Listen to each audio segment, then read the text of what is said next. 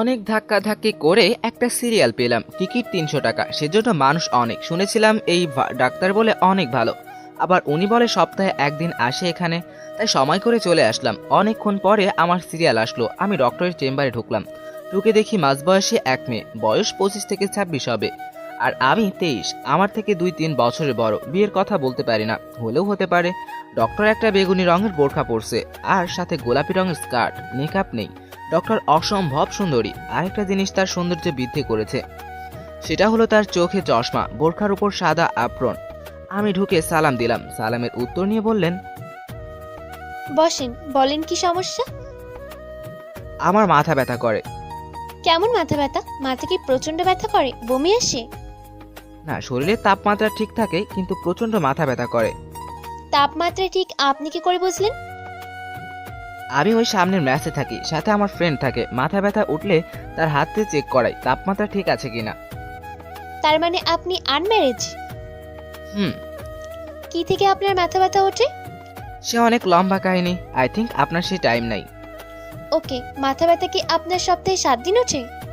না, 3 দিন ওঠে। এই 3 দিন আমার শরীরের উপর দিয়ে ঝড় বয়ে যায়। কাজের প্রচন্ড চাপ থাকে। আসরের পর থেকে মাথা ব্যথা শুরু হয়। মাঝে মাঝে ব্যথার কারণে চোখ কিছু দেখি না। প্লিজ ডক্টর, একটা সলিউশন দেন, না হলে কবে জানি মাথা ভারী দিয়ে ফাটিয়ে দেব। ওকে।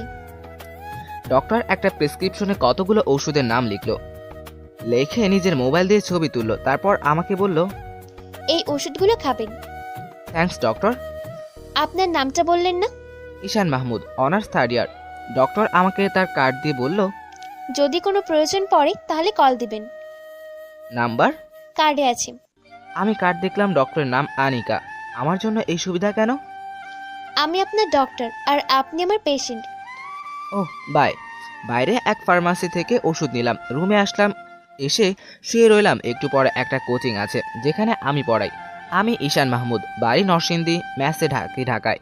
পরিবারের বড় ছেলে, সেটা আমার জন্য কাল হয়ে দাঁড়িয়েছে। আমার ছোট 2 বোন।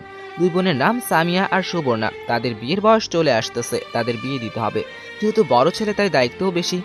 বাবা ছোট একটা জুতার দোকান চালায়। আমরা ফ্যামিলিতে 7 জন। আমার দাদা দাদি দুজনেই অচল। সুবিধা একটা, বাড়িটা আমাদের নিজের।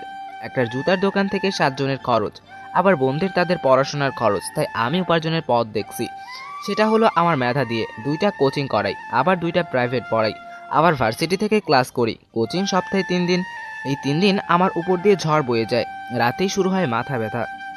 কথায় এক বাপের এক ছেলে সুখে থাকবো, সেখানে আমার উপর সব দায়িত্ব। 2টা কোচিং, আবার নিজের ক্লাস, তারপর প্রাইভেট। এই 3 দিন আমার মাথা ব্যথা করে। আস্তে আস্তে ব্যথা শুধু বাড়তেই থাকে। তাই ডক্টরের শরণাপন্ন হলাম। একটু পর কোচিংয়ে গেলাম। কোচিং করিয়ে আসতে রাত হলো। সেদিন আর মাথা ব্যথা উঠে নাই। খাওয়া দাওয়া করে ওষুধ নিলাম হাতে খাবো বলে। এমন সময় মনে পড়লো, আনিকা ডক্টর কেন আমার প্রেসক্রিপশনে ছবি তুললো? সবার প্রেসক্রিপশন কি এইভাবে ছবি তুলে কে জানে? আমি ওষুধ খেয়ে দিলাম এক ঘুম। পরের দিন কাজের এত চাপ নাই, তাই এভাবে 1 সপ্তাহ চলে যায়। 2 দিন ওষুধ খেয়ে আর খাই না, যেহেতু আর মাথা ব্যথা ওঠে না, ওষুধ খাওয়ার চাপ নাই। আমার শনিবারের কাজের চাপ বেশি। শনিবার আবার মাথা ব্যথা উঠছে, এমন মাথা বলার বাইরে। তাড়াতাড়ি ওষুধ খেলাম, খেয়ে শুয়ে রইলাম। না, মাথা ব্যথা কমছে না। পাশে থাকা ফাহিমকে বললাম, দোস্ত দেখতো আমার শরীর গরম কিনা। তোর আবার মাথা ব্যথা উঠেছে? তুই না ডাক্তার দেখালি? চেক কর। ফাহিম আমার হাত ধরে বলল, তোর শরীর একদম ঠান্ডা। ওকে, ওষুধ খাইছি, দেখি কাজ হয় কিনা। নিজে নিজে মাথা হাতাইয়া আরো 1 ঘন্টা পার করলাম। দোস্ত, মাথায় পানি দিব? আমার তো শরীর গরম না, পানি দিলে কি লাভ হবে? আচ্ছা, তাহলে ঘুমানোর চেষ্টা কর। আমার মাথা ব্যথা আর সহ্য হচ্ছে না। আমি ডক্টরের কার্ড বের করলাম, ফোন দিলাম। কতক্ষণ রিং হলো, একটু পর বলে ব্যস্ত আছে। আমি আরো 2 বার দিলাম, ব্যস্ত আছে। আরেকবার দিলাম, ওয়েটিংয়ে আছে। মেজাজটা গরম হয়ে গেল। ব্যথার কারণে ঘুম আসছে না। আমি আরো 20 মিনিট পর ফোন দিলাম, এবার ধরছে। আসসালামু আলাইকুম। ওয়ালাইকুম আসসালাম। জি, কে বলছেন? ঈশান মাহমুদ, আপনার পেশেন্ট। কোন ঈশান মাহমুদ? আমি চিনতে পারলাম না। আরে আপনাকে যে বলেছিলাম আমি ম্যাচে থাকি। সরি, চিনতে পারলাম না। আপনার সমস্যাটা বলেন। ডক্টর, আপনি আমার প্রেসক্রিপশন লিখে মোবাইল দিয়ে ছবি তুলেছিলেন। ও, মনে পড়েছে। ঈশান মাহমুদ, প্রচন্ড মাথা ব্যথা। হ্যাঁ, এখন প্রচন্ড মাথা ব্যথা করতেছে। ওষুধ খেয়েছি, কমার কোনো নাম নাই। এক কাজ করেন, আগামীকাল আমার চেম্বারে চলে আসেন। আগামীকাল আসবো না, এখন একটা ব্যবস্থা করেন। আমি একটা বড়ির নাম বলছি, এই বইটা এনে খান। ওকে। বাই। ফাহিমকে দিয়ে পাঠালাম বড়ি আনতে, বড়ি আনলে খাইলাম, এই বিছানায় শুলাম। কখন যে ঘুমিয়ে গেলাম বলতেও পারলাম না। সকালে ফাহিমের ডাকে আমার ঘুম ভাঙলো। আমি তাকিয়ে দেখি ফাহিম রেডি হচ্ছে কলেজ যেতে। আমি বললাম, এত সকাল সকাল কোথায় যাস? তুই ঘড়ির দিকে তাকা। আমি তাকিয়ে দেখি 10টা ছুঁই ছুঁই। এতক্ষণ ঘুমাইলাম আজকে? আমি তো তোর ডাকের আশায় ঘুমাই, সকালে আমাকে ডাক দিস।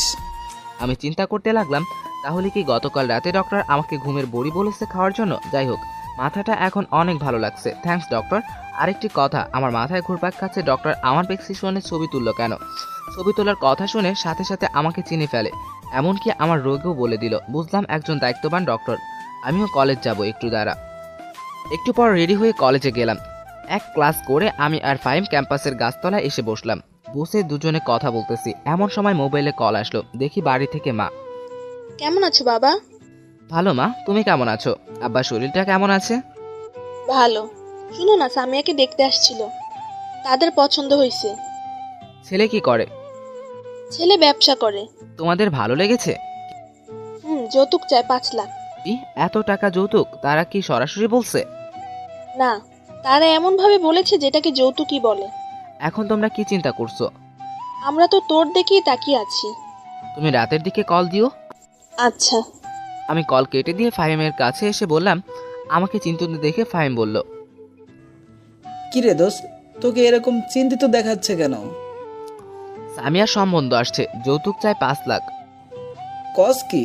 হুম থাক দোস্ত, টেনশন করিস না, সবকিছু ঠিক হয়ে যাবে। হুম বাসায় যাবি? আমার একটা প্রাইভেট আছে। না, আমি একটু লাইব্রেরিতে যাব। ওকে, আমি যাই।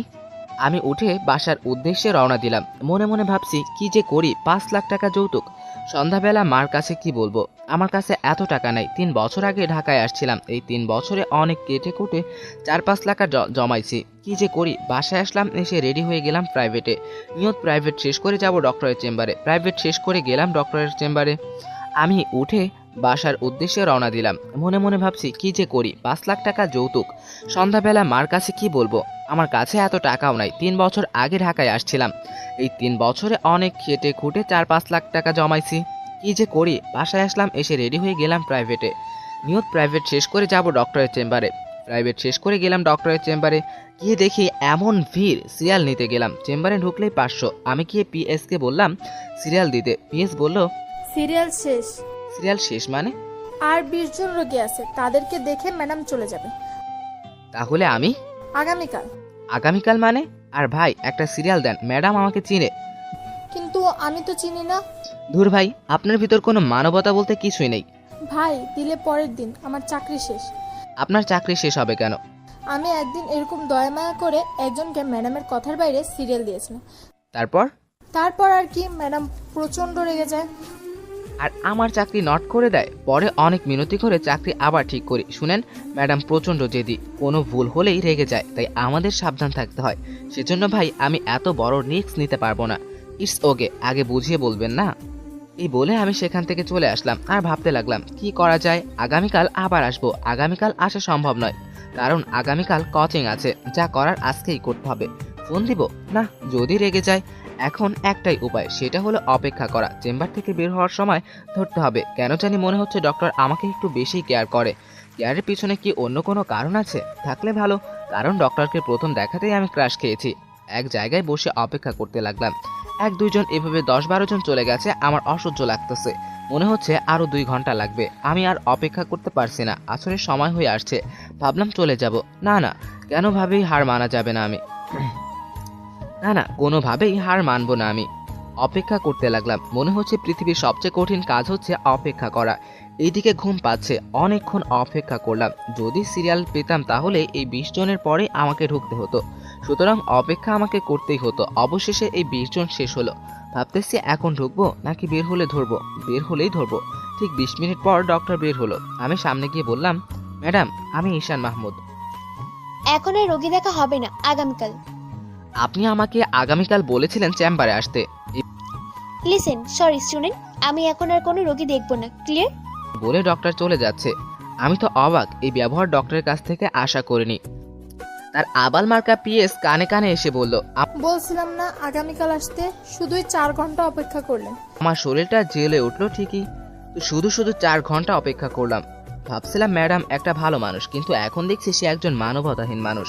আর ভুলেও এই ডক্টর নাম মুখে আনবো না। যত সব ফালতু ডাক্তার, টাকার জন্য তারা সব করতে পারে। এখন যে চেম্বারে ঢুকলে যে টাকা লাগবে না, অপেক্ষার কথা বাদ দিলাম। দেশে যেমন ডক্টর একটা। এসব ভাবতে ভাবতে হসপিটাল থেকে বের হয়ে বাসায় চলে আসলাম। আসলে ফাহিম বলল, দোস্ত কোথায় ছিলি এতক্ষণ? আর বলিস না, যত সব ফালতু ডাক্তার, মানবতা বলতে কিছুই নেই। কেন যে এসব ফালতু ডক্টর দেশে জন্মায়? কি হয়েছে সেটা বল। আমি ফাহিমকে ডক্টরের কাছে যাওয়ার অপেক্ষা করে শেষ ডক্টরের হৃদয় বিদারক কথাগুলো বললাম। এসব শুনে ফাহিম কতক্ষণ ডক্টরকে বকলো।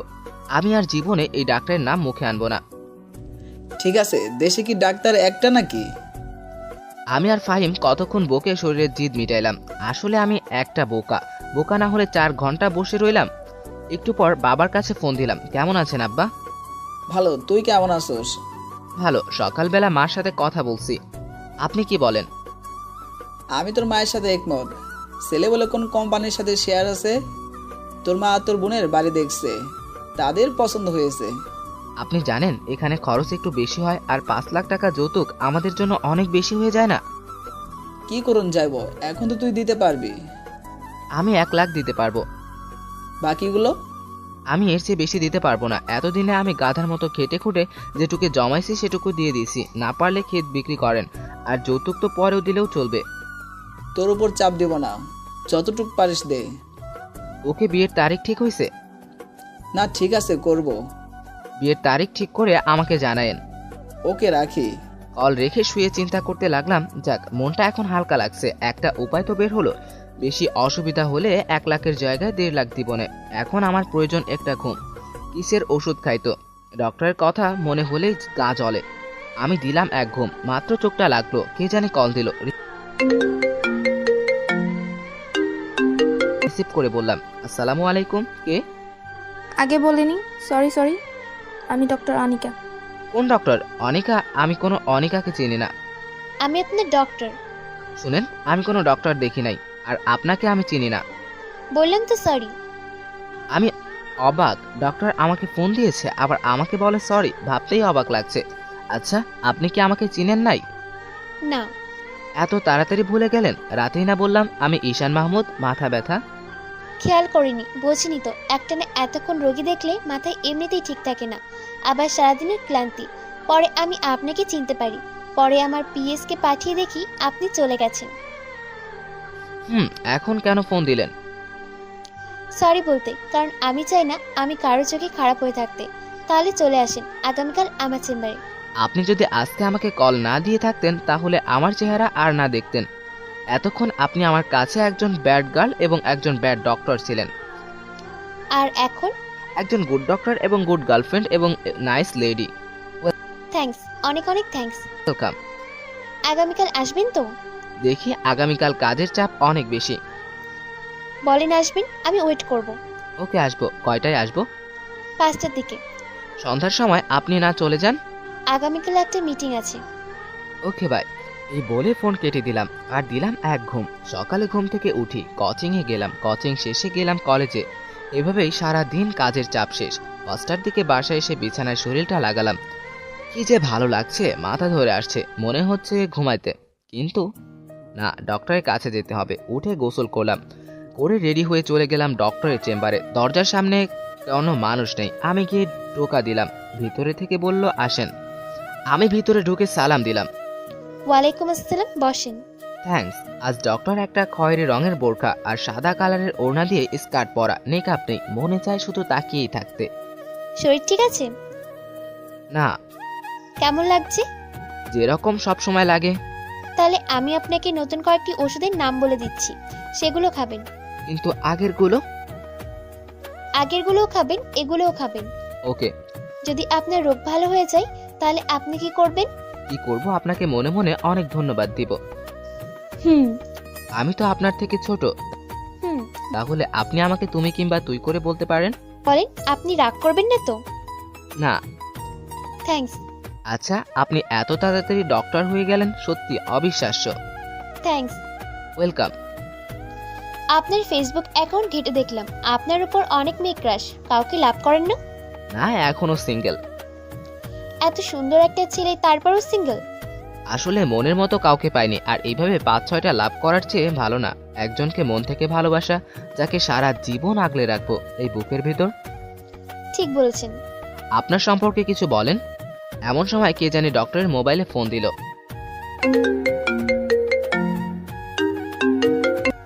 হ্যালো আশিক, কি করো? ঘুরতে আসছো? কার সাথে? বন্ধুদের সাথে? আচ্ছা, ভালো করে চিল করো। আমি চেম্বারে রোগী দেখি। Okay bye baby. আমি মনে মনে ভাবছি কে হতে পারে, বন্ধুর সাথে তো এভাবে কথা বলে না কেউ।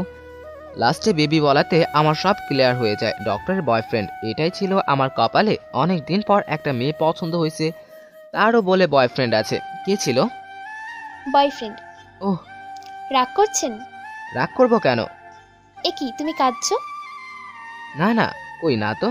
বেশি মাথা ব্যথা করছে? কষ্টের কথা না বলার জন্য মিথ্যা বললাম। আচ্ছা ঠিক আছে। থ্যাঙ্কস। আমি চোখ মুছে কিছুক্ষণ চুপ করে থাকলাম। আমি ডক্টরের চোখের দিকে তাকালাম, ডক্টরও আমার চোখের দিকে তাকালো। নিজের চোখে একসাথে হলো। ডক্টরের চোখ দেখে মনে হচ্ছে ডক্টর আমাকে কি যেন বলছে। সেটা কি আমাকে ভালোবাসার কথা? ডক্টর চোখ নিচে নামাচ্ছে না, এক চোখে আমার দিকে তাকিয়ে আছে। আমি চোখ সরিয়ে নিলাম। তো ডক্টর, আমি উঠি? আর একটু বসেন, আমিও বের হব। একটু পর দুজন একসাথে হসপিটাল থেকে বের হয়ে আসলাম। একটাও কথা বললাম না, কারণ তার বয়ফ্রেন্ড আছে। সে তার বয়ফ্রেন্ড নিয়ে সুখে থাকুক, আর আমি আমার রাস্তা দেখি। দুজন পাশাপাশি হাঁটছি। অনিকা বলল, আমার সম্পর্কে তো কিছু বলা হয় নাই। আরেকদিন শুনবো। ওকে। আচ্ছা ডক্টর, আপনি আমার বড়, আপনাকে অনিকা আপু বলে ডাকি, রাগ করবেন? আপু টাকা দরকার নেই, ডক্টর বলবা। আচ্ছা, আপনার বয়ফ্রেন্ড সম্পর্কে কিছু বলেন। তার নাম আশিক, সে একটা জব করে। তার সাথে দেখা হয়েছিল আমার কানাডায়। আপনি কানাডায় গিয়েছেন? আপনারাই পেরেছেন জীবনে কিছু করতে। থ্যাঙ্কস। তাহলে আমি যাই। বাই। Good bye. আমি একটা রিক্সা ডেকে চলে আসলাম। মনে মনে একটা বোধহয় ডক্টরের সাথে শেষ দেখা। আমি বাসায় চলে আসি। এসে ফাইমের সাথে কোনো কথা না বলে ঘুমিয়ে পড়ি। অনিকা এরকম বিব্রতকর অবস্থায় আগে কখনো পড়েনি। ঈশান যে কেঁদে দিবে কে জানতো। আসলে অনিকার ঈশানকে প্রথম দেখাতে ভালো লেগেছে, কিন্তু অনিকার তো একটা বয়ফ্রেন্ড আছে। এই কথাকে অনিকা ঈশানকে কয়েকদিন পর বলতো। অনিকার নিয়ত আশিকের সাথে ব্রেকআপ করে ফেলবে, কারণ কিছুদিন আগে সানিকে অন্য এক মেয়ের সাথে দেখে ফেলে। আর কিছুদিন ধরে আশিক অনিকাকে বেশি কেয়ার করে না, তার কারণ আশিক হয়তো অনিকার চেয়ে ভালো কাউকে পেয়ে গেছে। অনিকা বাসায় আসে। অনিকারা দুই বোন। অনিকা বড়, ছোট বোনের নাম শারমিন। বাবা মা দুজনেই আছে। বাসায় এসে ফ্রেশ হয়ে খাওয়া দাওয়া করে রুমে গিয়ে আশিককে কল দিল। ব্যস্ত আছে, দুইবার ডায়াল করে ঢুকলো। কার সাথে কথা বলতেছো? আরে আমার অফিসের এক স্যারের সাথে। মিথ্যা কথা। আনিকা, তুমি আগে থেকে চেঞ্জ হয়ে গেছো। তুমি চেঞ্জ হও নাই। না। আচ্ছা, তাহলে তোমার কল লিস্টের একটা স্ক্রিনশট দাও। কোনো চালাকি করবে না, কল কাটবে না। কেন, তোমাকে আমার কল লিস্টের ছবি দিব? এই কথা দ্বারা বোঝা যায় তোমার ভিতরে সমস্যা আছে। তোমার সাথে কথা বলতে আমার ভালো লাগছে না। ভালো লাগবে কি করে? আমার থেকে ভালো কাউকে পেয়ে গেছো তো। শয়তান, ফোন কেটে দিয়েছে। বেকআপ করে ফেলবি, করে ফেল, ঘুরে দিচ্ছিস কেন? শারমিন ঢুকলো অনিকার রুমে, ঢুকে বলল, কাকে এভাবে গালি দিস আপু? কাউকে না। দেখ তো আপু, এই দুজন থেকে তোরে কাকে ভালো লাগে? তুই এই ছবি কোথা থেকে পেয়েছিস? তুই চিনিস? তুই কি করে চিনলি? আগে তুই বল। সে হলো ঈশান মাহমুদ, আমাদের কলেজে 3rd ইয়ারে পড়ে। অধিকাংশ মেয়েরই ক্রাশ, কিন্তু সে আবালের মতো সারাদিন কাজ করে, কোনো মেয়ের পাত্তাই দেয় না। তোর ক্রাশ? না, দেখ তার হাবাগোবা বন্ধুটার উপরে ক্রাশ খাওয়া আমি। দে তোর মোবাইলটা দে। এই বলে আনিকা শারমিনের হাত থেকে মোবাইল নিয়ে ছবিটা ভালো করে দেখতে লাগলো। ঈশান মাহমুদের উপর যতগুলো মেয়ে ক্রাশ খেয়েছে তার একটা লিস্ট আমাকে দিবি। কেন, তুইও ক্রাশ খেয়েছোস? তাহলে আশিক ভাই? সে আমার পেশেন্ট। অনিচ্ছাকৃতভাবে আনিকা শারমিনের মোবাইলের উপর ছবিগুলো দেখতেছে, আর ছবির উপর আনিকার চোখ আটকে যায়। এই ছবির মধ্যে এটা কি? তুই দেখে ফেলছস তো? মানে? কয়েকদিন আগে আমরা কয়েকজন ফ্রেন্ড মিলে গিয়েছিলাম একটা রেস্টুরেন্টে। সেই রেস্টুরেন্টে আশিক ভাই আরেকটা মেয়ে বসে ডেট করছিল। সুযোগ বুঝে এই ছবিটা আমি তুলে রাখছিলাম, ভাবছিলাম তোরে দেখাবো, কিন্তু পরে ভাবলাম তুই যদি কষ্ট পাস সেজন্য আর দেখাইনি। ঠিক আছে, আমি জানতাম সে তলে তলে আরেক মেয়ের সাথে ডেট করে। তুই এই ছবিটা আমাকে দে, তার সাথে এখনই ব্রেকআপ করব। তারপর কি ঈশানের সাথে প্রেম করবি? চুপ বেয়াদব, গিয়ে পড়তে বস। উপকার করলেও দোষ কি? এই বলে শারমিন চলে গেল। আনিকা ছবিটা আশিকের কাছে টেক্সট করলো, তারপর ফোন দিল। মেয়েটাকে? কে এটা? আমি জানি না। তোরে আমি কত ভালোবাসতাম, আর তুই কিনা আমার ভালোবাসার এই ফল দিলি। আরে তুই তো একটা বুড়া বেটি, আর তুই আমারে টাইম দেস? তুই তো থাকস তোর কাজ নিয়া। আর ছবির মধ্যে যে মেয়েটা দেখছোস জানোস তার বয়স কত? 19, মাত্র 19। তোর মতো বুড়ো না। আনিকা আশিকের মুখ থেকে এসব কথা শুনে অবাক হয়ে যায় আর কাঁদতে থাকে। তুই ঠিকই বলছো, আমি বুড়া। যা, তোর সাথে ব্রেকআপ। তুই এই শাস্তি একদিন না একদিন পাবি। এই বলে ফোন কেটে দেয় আর কাঁদতে কাঁদতে সারা রাত কাটিয়ে দিল। আমি সকালে ঘুম থেকে উঠি। আমি আমার জীবনের যুদ্ধ লেগে গেলাম। আমার খালি ডক্টরের কথা মনে পড়ে, পরক্ষণে আবার মনে পড়ে আরে না, ডক্টরের না বয়ফ্রেন্ড আছে। এভাবেই একটা সপ্তাহ চলে যায়। ডক্টরের ওষুধগুলো নিয়ম মাফিক খাওয়ার ফলে আর মাথা ব্যথা ওঠে নাই। আমি বোধহয় ডক্টরের কথা জীবনেও ভুলতে পারবো না। বাড়ি থেকে ফোন আসলো, সামিয়ার বিয়ের তারিখ ঠিক হয়েছে, আর 1 সপ্তাহ পর বিয়ে। আমি ফাহিমকে নিয়ে চলে গেলাম বাড়িতে। বিয়ে শেষ করে ঢাকায় আসতে 15 দিন লাগছে। ফাহিম আগে চলে এসেছে। পরে শেষমেশে আমার কাছ থেকে 1.5 লাখ টাকাই দিতে হলো। যৌতুক পুরোটা দেওয়া হয় নাই, জানি পরে আমাকেই দিতে হবে। আমার সামনে পরীক্ষা আসতেছে, সকল কিছু ঠিক রেখে পরীক্ষার পড়া পড়তে হবে। আমি ছাত্র হিসেবে এত খারাপ না। পরীক্ষা দিলাম, পরীক্ষা খুব ভালো হলো, রেজাল্ট ভালো আসলো। এখন একটা কোচিংয়ে একটা প্রাইভেট পড়াই, একটা প্রাইভেট ফাহিমকে দেই। আমার রেজাল্ট ভালো দেখে ফার্স্ট ইয়ারের কয়েকটা ছেলে মেয়ে এসে বলল প্রাইভেট পড়াইতে। আমি অনেককে না করি, কিন্তু কে শোনে কার কথা। শেষ পর্যন্ত আমি রাজি হতেই হলো। পরের দিন থেকে তাদের কোচিং করাই। এভাবে 2 মাসের মতো চলে যায়। মাথা ব্যথা যেহেতু ওঠে নাই, ওষুধ খাও আর আগের মতো ছেড়ে দিয়েছি। ওষুধ দেখলেই ডক্টরের কথা মনে পড়ে, ওষুধও দেখা হয় না, অনেকার কথাও মনে পড়ে না। ফার্স্ট ইয়ারের যে ব্যাচটা আমি পড়াই, সেখানে একটা মেয়ে আমাকে কি যেন বলবে। আমি পড়া ছাড়া অন্য কোনো টপিক নিয়ে কথা বলি না, সেরকম কোনো চান্স দেই না। একদিন তাদের পড়িয়ে চলে যাচ্ছি, এমন সময় এই ব্যাচের সবচেয়ে সুন্দরী মেয়েটা আমাকে ডাক দিল। আমি কয়েকদিন ধরে লক্ষ্য করছি মেয়েটার চেহারার সাথে ডক্টর অনেকটা মিল আছে। তাহলে সে কি ডক্টরের ছোট বোন? কাছে আসলে বললাম, কি বলবা বলো? কিছু না। তাহলে ডাক দিছো কেন? আমি গেলাম। প্লিজ যাবেন না, আপনার বন্ধু ফাহিম, ফাহিমকে? আর কি করছে? তার নাম্বারটা একটু দিবেন? আমি কেন দিতে যাব তার নাম্বার? প্লিজ দেন না, প্লিজ প্লিজ প্লিজ। নাম্বার নিয়ে কি করবা? সেটাও বলতে হবে? তাকে কল দিয়ে বলবো তাকে আমি ভালোবাসি, তাই না? হুম। দেখো, আমি তোমাকে একটা কথা বলি, এসব প্রেম ভালোবাসা বাদ দিয়ে পড়ালেখায় মনোযোগ দাও। দিবেন না? আগেই বলতেন, কেন এতক্ষণ ঘুরালেন? ধুর, আমি গেলাম। এই বলে চলে যাচ্ছে। আমি কি যেন ভেবে আবার শারমিনকে ডাক দিলাম। আসলে বললাম, তোমরা কয় ভাই বোন? শারমিনের মুখে বাঁকা হাসি ফুটে উঠল, বলল, দেখছেন মানুষকে কিভাবে প্রয়োজন পড়ে? দেখছি। এখন বলো তোমরা কয় ভাই বোন? আপনার সব প্রশ্নের উত্তর দিব, আগে আমাকে ফাহিমের নাম্বারটা দিয়ে দেন। আমি ভাবছি নাম্বার দিব নাকি দিব না। ফাহিম বেচারা একবার চাকা খেয়ে আর প্রেমের নাম নেয় না, আর শারমিন তো অনেক সুন্দরী, দিয়েই দিই নাম্বার। উঠান। Thank you. নাম্বার উঠাইলে আমি বললাম, এবার আমার প্রশ্নের উত্তর দাও। কি? কতবার বলবো তোমরা কয় ভাই বোন? আসতে বলুন, না হলে কিন্তু চলে যাব। ওকে বলেন। মনে মনে কি মেয়ের পাল্লায় পড়লাম রে বাবা। আমরা 2 বোন, ভাই নাই। বোন কি তোমার বড়? হুম। কি করে? আমি এত প্রশ্নের উত্তর দিতে পারবো না, গেলাম। কোথায় যাও বলে যাও। বলতে পারবো না। তোমাকে ভুল নাম্বার দিয়েছি, কথাটা বললাম সম্পূর্ণ অনুমানে, কারণ এই সময় ফাহিম ঘুমায়, আর সে ঘুমানোর সময় মোবাইল বালিশের নিচে ফেলে ঘুমায়। তার মানে নেটওয়ার্ক নাই। চালাক মেয়ে কল দিয়েও ফেলেছে। যেটা ভাবছিলাম সেটাই, কোনো রেসপন্স নেই। এসে বলল, আমার বড় বোন ডাক্তারি করে। কোন হসপিটালে? শারমিন হসপিটালের নাম বলল। আমার চিনতে কষ্ট হয় নাই, এটা যে অনিকার ছোট বোন। এবার সঠিক নাম্বারটা দেন। এটা সঠিক নাম্বার, আবার চেষ্টা করো। শারমিন আবার চেষ্টা করে, এবার কল ঢুকে। উপায় থেকে বলল, আসসালামু আলাইকুম। কে? শারমিন কথা বলতে বলতে চলে গেল। আমার চোখটা গাছতলায় যায়, দেখি 3টা ছেলে আমার দিকে আগুন দিয়ে কি যেন দেখাচ্ছে। ছেলে 3টা সেকেন্ড ইয়ারে পড়ে, ক্যাম্পাসের মধ্যে ফার্স্টে নতুন ইয়ারের ছাত্রছাত্রীদের সাথে র্যাগিং করে। আমার সাথে তেমন চান্স নাই, জানে চর থাপ্পড় গালে পড়বে। যাই হোক, তাদের চাওয়া আমার কাছে সুবিধার লাগলো না। কিছু একটা হতে পারে, সাবধানে থাকতে হবে। আমার বাসায় যেতে রাত। বাসার পিছন দিয়ে একটা গলি আছে, এই গলি আমার চলাফেরা করি। এই গলিতে তেমন কিছু থাকে না সন্ধ্যার পর। আমি মাত্র গলিতে ঢুকলাম, দেখি আমার পিছনে আরও 2জন গলিতে ঢুকছে। তাদের দিকে চোখ যায় আমার। চিনতে কষ্ট হলো না, গাছতলায় বসা 3জনের মধ্যে 2জন।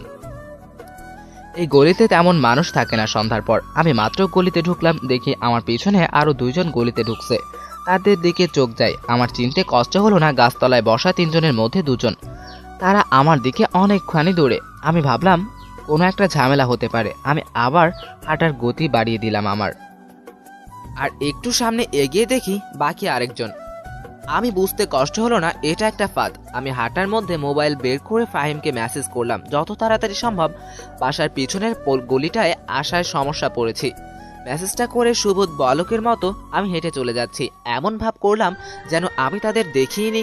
ভাব ধরাটা বেশিক্ষণ টিকেনি, পিছন থেকে ডাক আসলো।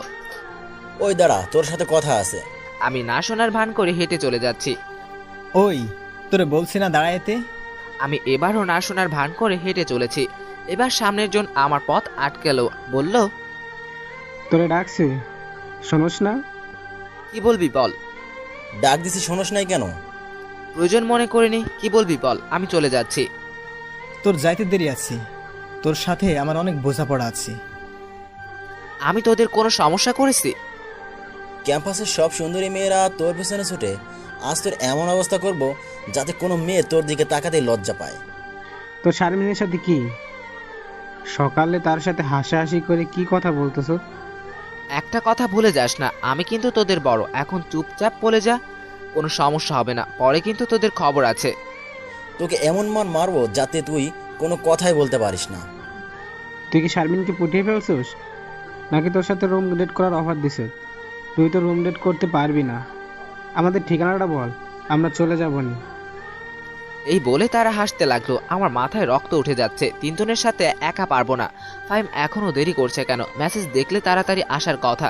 দেখি ওরা 3জন থেকে একজন প্যান্টের বেল খুলছে, আর একজন একটা ছুরি বের করছে, আর আমাকে 3 দিক থেকে ঘিরে ধরছে। তাই দৌড় দেওয়ার কোনো চান্স পাচ্ছি না। আমি ভাবলাম দাঁড়িয়ে থেকে লাভ নাই, মায়ের শুরু করে দেই। আমাকে টিকে থাকতে হবে যতক্ষণ পর্যন্ত ফাহিম না আসে।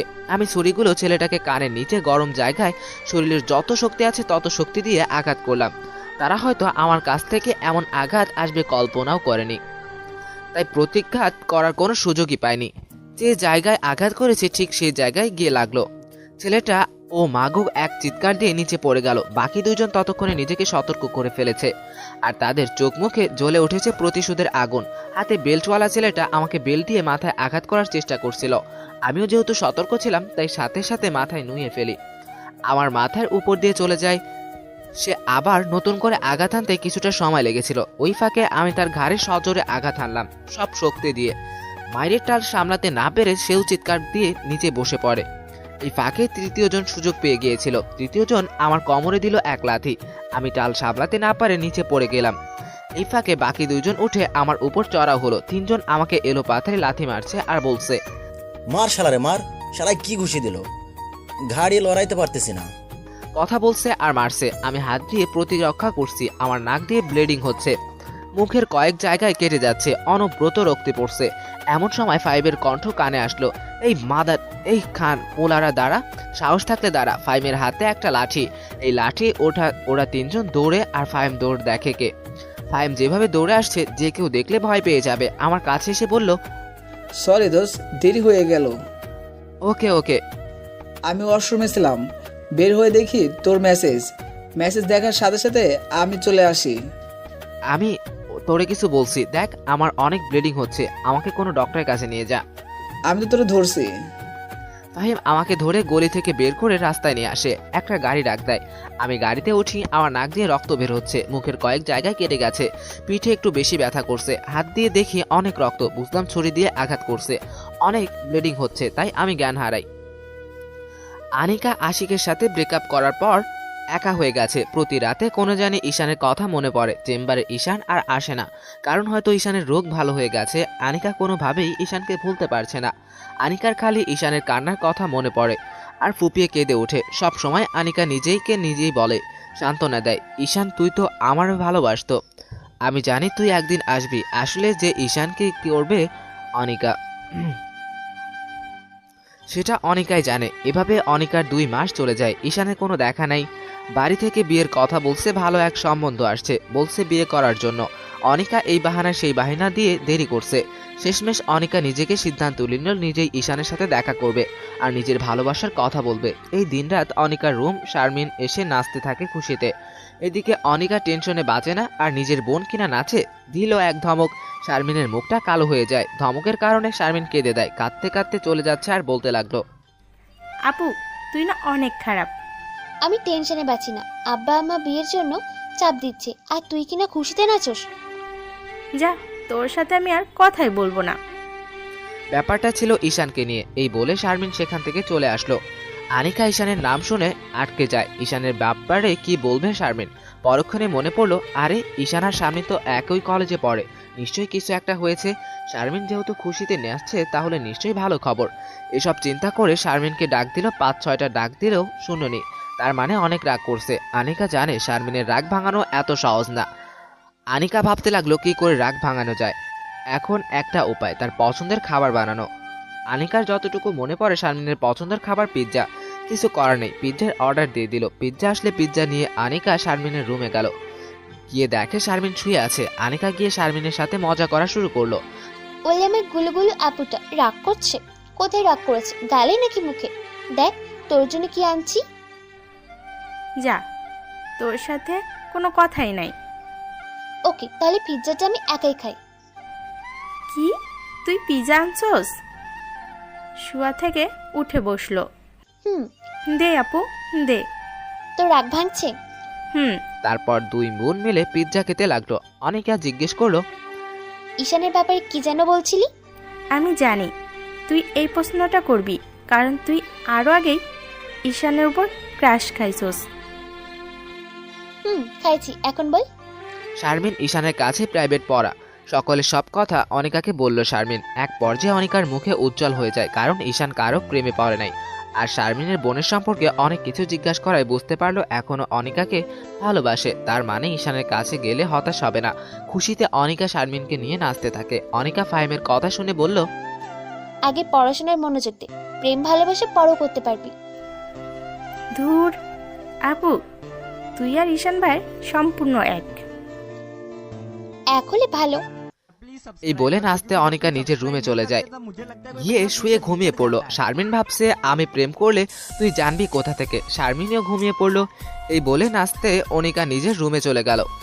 গিয়ে শুয়ে ঘুমিয়ে পড়লো। শারমিন ভাবছে আমি প্রেম করলে তুমি জানবা কোথা থেকে। শারমিনও ঘুমিয়ে পড়লো। আমি চোখ খুলে দেখি হাসপাতালের বিছানায় শুয়ে আছি। চোখ খুললে ফাহিম কাছে আসলো, বলল, কেমন লাগছে? ভালো। এখন বল, কে কে তোরে মারছে? নাম জানি না, তবে কলেজের 2nd ইয়ারে পড়ে। 2nd ইয়ারের ছেলেরা তোরে মারছে?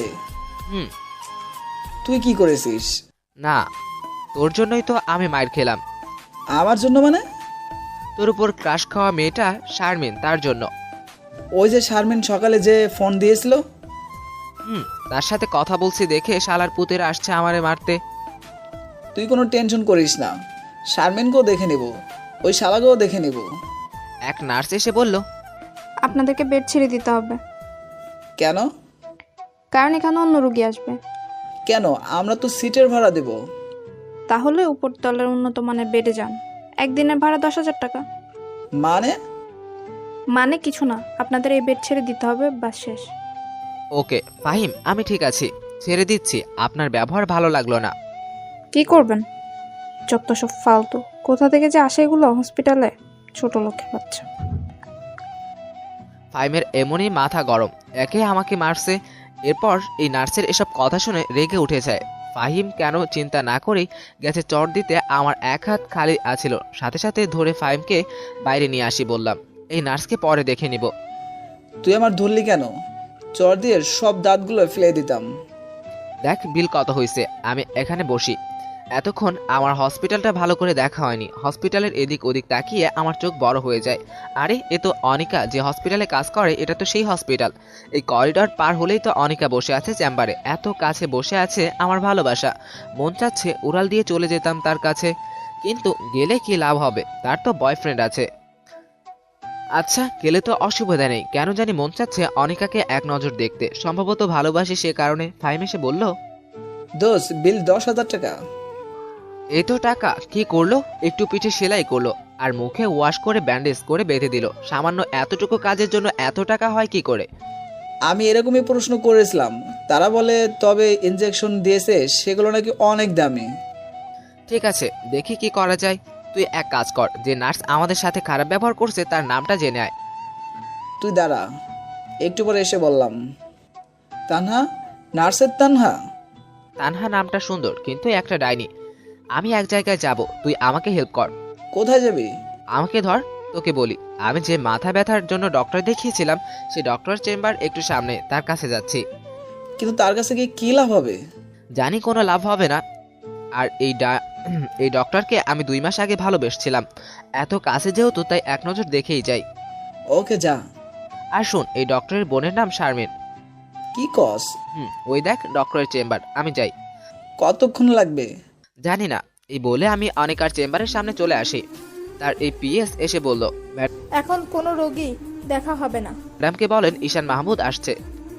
পিএস ভিতরে চলে যায়। একটু পর ফিরে এসে বলল ভিতরে যেতে।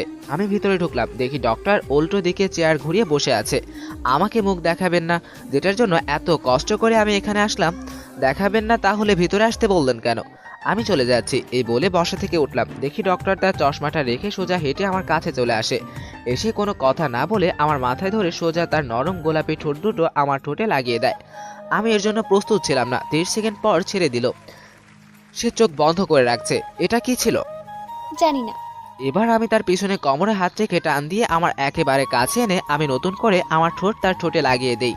এবার আমরা দুজন একে অন্যের ঠোঁটের স্বাদ উপভোগ করলাম টানা 2 মিনিট। আমি আস্তে আস্তে তার কোমর ছড়ে দেই। ডক্টর আস্তে আস্তে নর্মাল হয়, আমার কাছ থেকে একটু সরে চোখ খোলে, একটা মুচকি হাসি দেয়। এত ভালোবাসা, এত আকাঙ্ক্ষা, এসব এতদিন কোথায় রেখেছিলে? জানি না। আমি আস্তে আস্তে চেয়ারে বসি। ডক্টর এখনো পুরো শরীরে তাকায়নি, তাকিয়ে অবাক হয়ে যায়। এসব কি? তোমার শরীরে কি করে হয়েছে এগুলো?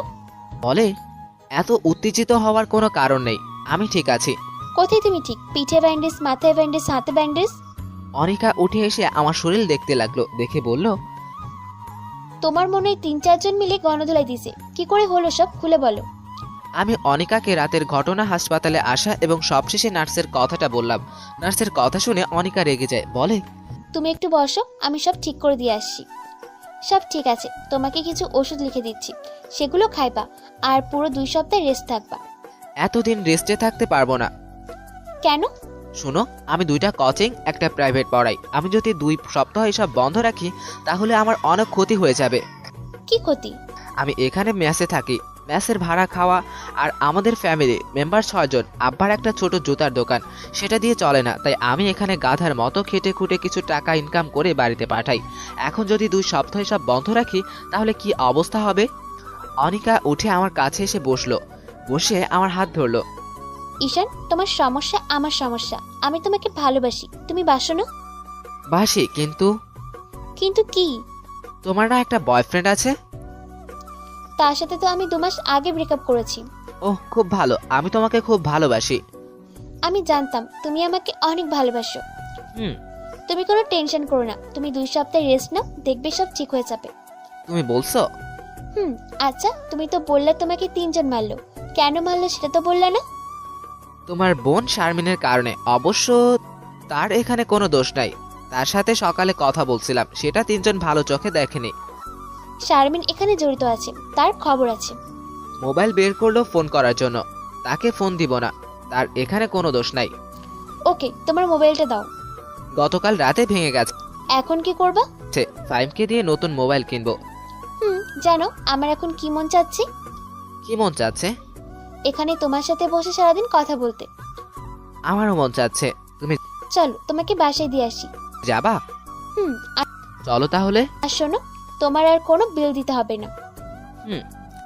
আমি উঠে আস্তে আস্তে বের হচ্ছি, এমন সময় আবার অনিকা আমাকে পিছন থেকে জড়িয়ে ধরে বলল, আমি তোমাকে অনেক ভালোবাসি ঈশান, তুমি আমাকে ছেড়ে চলে যাবে? না কক্ষণা। আমি জানতাম। এবার ছাড়ো, ব্যথা লাগছে। তুমি বাইরে গিয়ে একটু দাঁড়াও, আমি আসছি। ওকে। দেখি তুই ঠিক আছিস কিনা। ঠিক আছে মানে? তুই এতক্ষণ ডক্টরের চেম্বারে কি করে থাকলি? কেন, কি হয়েছে? আর বলিস না, তুই ভিতরে যাওয়ার একটু পরই ডাক্তার বেরিয়ে আসলো, এসে নার্সকে ডেকে আনলো, এনে দিল এক ধমক, যে কেউ ভয় পেয়ে যাবে। তারপর আমাকে ডাকলো এবং আমার কাছে মাফ চাইলো। পরে রিসেপশনে গিয়ে কি যেন বলল, তারপর আবার চেম্বারে ঢুকে গেল। এতক্ষণ পুরো হসপিটাল নিস্তব্ধ ছিল। ডক্টর অনেক জেদি, কিন্তু তার এরকম করা ঠিক হয় নাই। বিল দিতে হবে না? না ডক্টর, আমাদের সাথে বাসায় যাবে। এই ডক্টর। হুম। না দোষ, না দোষ। আরে টেনশন করিস কেন, আমি আছি না। তোরা দুজনে প্রেম করছস? হুম। আল্লাহ জানে তুই এই মেয়ে কেমনে কন্ট্রোল করবি। ওই দেখ সে আসছে, চুপ। অনিকা এসে বলল, তাহলে চলো। আনিকা মুখে মেকআপ ছাড়াই এসেছে, এটা দেখে কেন জানি আমার একটুও ভালো লাগলো না। চলো নিচে গিয়ে দেখি অনিকার পার্সোনাল গাড়ি আছে, গাড়ির ড্রাইভার একজন ইয়াং বয়সের ছেলে। এটাও দেখে আমার ভালো লাগলো না। যাই হোক, গাড়িতে বসলাম, আমার পাশে অনিকা বসলো। এতক্ষণ হাঁটার পর আমাকে ক্লান্তি ঘিরে ধরলো। আমি গাড়ির সিটে বসে মাথাটা এলিয়ে দিলাম। আমি গাড়ির মধ্যে ঘুমিয়ে গেলাম। চোখ খুলে দেখি অনিকা আমাকে ডাকছে। ফাহিম বলল, তো বাসায় চলে এসেছি। নামার সময় অনিকা আমাকে হেল্প করলো। আস্তে আস্তে হেঁটে রুমে গেলাম, গিয়ে বিছানায় শুইলাম। আমার পাশে অনিকা বসলো। আমাদের দেখে ফাহিম বাইরে চলে যায়। এটা তোমার জন্য। কি? মোবাইল। তোমাকে কে বলছে মোবাইল কিনতে? কেউ না। তাহলে কেন কিনলে? ভালোবাসি বলে। এখানে আমার আর কিছু বলার নেই। অনিকা আমাকে ভালোবাসি বলে কেন কিনে দিল, এখানে ফিরিয়ে দেওয়ার কোনো মানেই হয় না। ঠিক আছে। আর শোনো, আমি তোমাকে ওষুধ খাবার সময় হলে কল দিব। তোমার এত কষ্ট করতে হবে না, তুমি বলে যাও। না, আমি তোমাকে কল দিব। ওকে। আমি অনিকার স্কার্ট ধরে নেকাবের মতো করে বললাম, তোমাকে নেকাব অবস্থায় বেশি সুন্দর লাগে। সত্যি? অনিকা সুন্দরী করে নেকাব পরে বলে, এবার ঠিক আছে? হুম। তাহলে আমি যাই। যাও। এই বলে অনিকা চলে যায়। অনিকা চলে গেলে ফাহিম এসে বলল, সব ঠিকঠাক তো? হুম। এখন বল, 3 ছেলের কি করবি? তুই আগামীকাল গিয়ে 3টারে খুঁজে বের করবি, তারপর কলেজের ভিপিরে সব বলবি, দেখ তারা কি করে। আর আগামীকাল গিয়ে ফার্স্ট ইয়ারের যে ব্যাচটা আমি পড়াই তাদের বলবি 2 সপ্তাহ তাদের বন্ধ, অথবা শারমিন ফোন দিলে শারমিনকে বলতে পারিস। ওকে। আমার সব ক্লান্তি এসে ঘিরে ধরলো। আমি দিলাম এক ঘুমে বিকালে উঠে ফ্রেশ হয়ে খাওয়া দাওয়া করলাম, করে অনিকার কাছে কল দিলাম। সাথে সাথে রিসিভ করে বলল, ঘুম হয়েছে? অনিকা ওষুধের নাম বলল, সেগুলো খেয়ে নিলাম। এভাবে প্রতিদিন Anika time to time call দিয়ে আমাকে ওষুধ খাওয়াতো। একদিন কি এক বেলাও মিস হয়নি। অনিকার প্রতি আমার ভালোবাসা বাড়তে থাকে। টাইম টু টাইম ওষুধ খাওয়ার পর 10 দিনে সম্পূর্ণ সুস্থ হয়ে গেলাম। এই কয়েকদিনে অনিকা আমার কাছে 5 বার এসে দেখে যায়। আমি আবার আগের মতো কোচিং প্রাইভেট পড়াতে শুরু করি। আমাকে যে মারলো ছেলেগুলো তাদের বিচার হয়েছে। ভিপির বলার পর ভিপি চড় থাপ্পড় দিয়ে মিলাই দিল। এতে আমার শরীরের রাগ কমলো না, ফাহিমেরও না। তাই আমাদের ব্যাচের কয়েকজন নিয়ে রাতের বেলা 3টারে ইচ্ছে মতো গণধলাই দিলাম। সবাই মুখোশ পড়েছিল, তাই কেউ মারলো কেউ কিছু বলতে পারলো না। এর মধ্যে বাড়ি থেকে মৃত্যু সংবাদ আসলো, দাদা মারা গেছে। সংবাদ আসলো রাতে। আমি ঠিক করলাম রাতেই বাড়ি যাব। দাদা ছোটবেলা আমাকে খুব আদর করত। দাদার মৃত্যু সংবাদ শুনে আমার ভিতর থেকে কান্না চলে আসে। আমি অনিকাকে কল দিলাম, আসসালামু আলাইকুম, কি করো? কিছু না, শুয়ে আছি। আমার দাদা মারা গেছে, আমি গ্রামের বাড়ি যাচ্ছি। কেঁদো না, মানুষকে তো একদিন মরতেই হবে। তুমি এখন কোথায় আছো? বাসায় রেডি হচ্ছি, ফাহিম যাবে আমার সাথে। তুমি একটু ওয়েট করো, আমি আসছি। তোমার আশা লাগবে না, আমি তোমাকে পরে ফোন দিব। ঈশান, তুমি একটু দাঁড়াও, আমি আসছি। এই বলে আনিকা ফোন কেটে দিল। আমি আর ফাহিম রাস্তায় গিয়ে অপেক্ষা করতে লাগলাম। একটু পর আনিকার গাড়ি আসলো। আনিকা গাড়ি থেকে নেমে এসে আমাকে জড়িয়ে ধরলো, আমিও জড়িয়ে ধরলাম। আনিকা বোরখাও পরে নাই, স্কার্টও বাঁধে নাই, ওড়না পেঁচিয়ে চলে আসছে। ফাহিম আনিকাকে এই অবস্থায় দেখে সাথে সাথে মুখ ঘুরিয়ে নেয়। আনিকার এই কাজটা আমার একটুও ভালো লাগলো না। ভাবলাম পরে এই বিষয়ে কথা বলবো। আমি ছেড়ে দিয়ে বললো, তুমি কোনো টেনশন করো না। তুমি কতদিন থাকবা? জানি না। ওকে, তাহলে কিন্তু কল দিবা। ওকে, তাহলে যাই। হুম। আনিকা গাড়িতে উঠে চলে গেল। আমি আর ফাহিম বাড়ি যাই। সেখানে সব করে আসতে 2 দিন সময় লাগলো। আমি এসে আগের মতো প্রাইভেট কোচিং শুরু করি। আমি খেয়াল করেছি ফাহিম আর শারমিনের মধ্যে ভালোই চলছে, কিন্তু ফাহিম সবসময় বিষণ্ণ হয়ে থাকতো শারমিনকে হারানোর ভয়ে। এদিকে আমি বুঝতে পারছি আমি আনিকাকে ভিতর থেকে ভালোবাসি, যে ভালোবাসা এত সহজে ছিন্ন করা যাবে না। এভাবে একটি মাস চলে যায়। 1 মাসের মাথায় আমার প্রচণ্ড মাথা ব্যথা ওঠে, কারণ আজকে শরীরের উপর দিয়ে বেশি পরিশ্রম গেছে, তাই মাথা ব্যথা উঠেছে। তখন বিকেল 5টা, আমি একটা কোচিং করাচ্ছি। এমন সময় আনিকা সোজা ভিডিও কল দিল। আমি বাইরে বের হয়ে রিসিভ করলাম। তোমাকে এমন দেখাচ্ছে কেন? প্রচণ্ড মাথা ব্যথা করছে। কোথায় তুমি? কলেজে। শোনো, আমি কলেজের আশেপাশে আছি। তোমাকে আমি একটা রেস্টুরেন্টের ঠিকানা দিচ্ছি, যত তাড়াতাড়ি সম্ভব চলে আসো। Okay, love you. Love you too. আমি কোচিং ছুটি দিয়ে রেস্টুরেন্টে চলে গেলাম। গিয়ে দেখি সে এখনো আসেনি।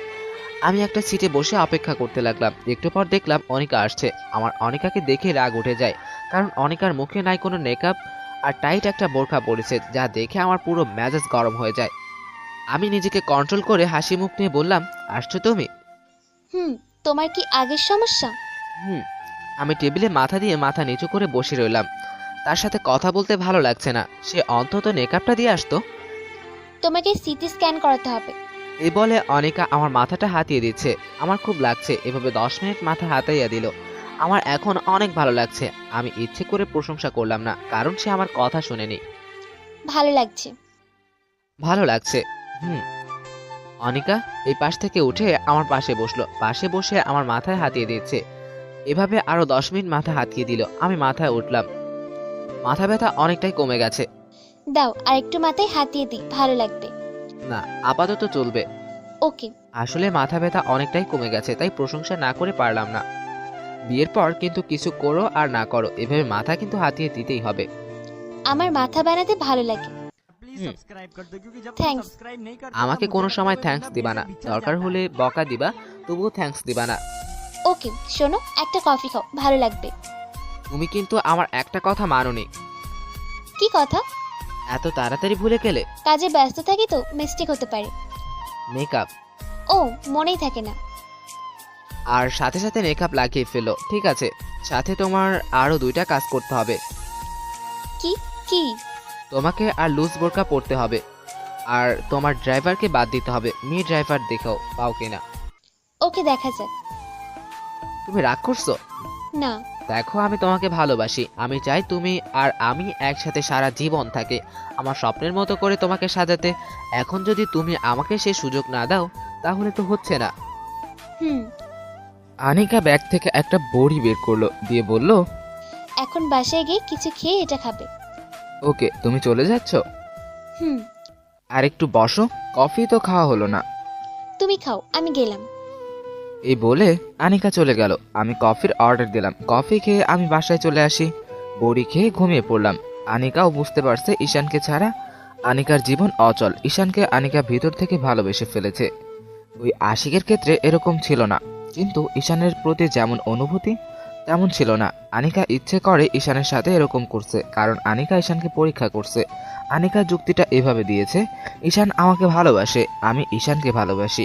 ঈশান চাইবে না আমি পর্দা না করি, সে চাইবে না আমি অন্য একটা ছেলের সাথে ঘুরি, সে চাইবে আমি সবসময় তার কথা শুনি, তার কথা মতো চলি।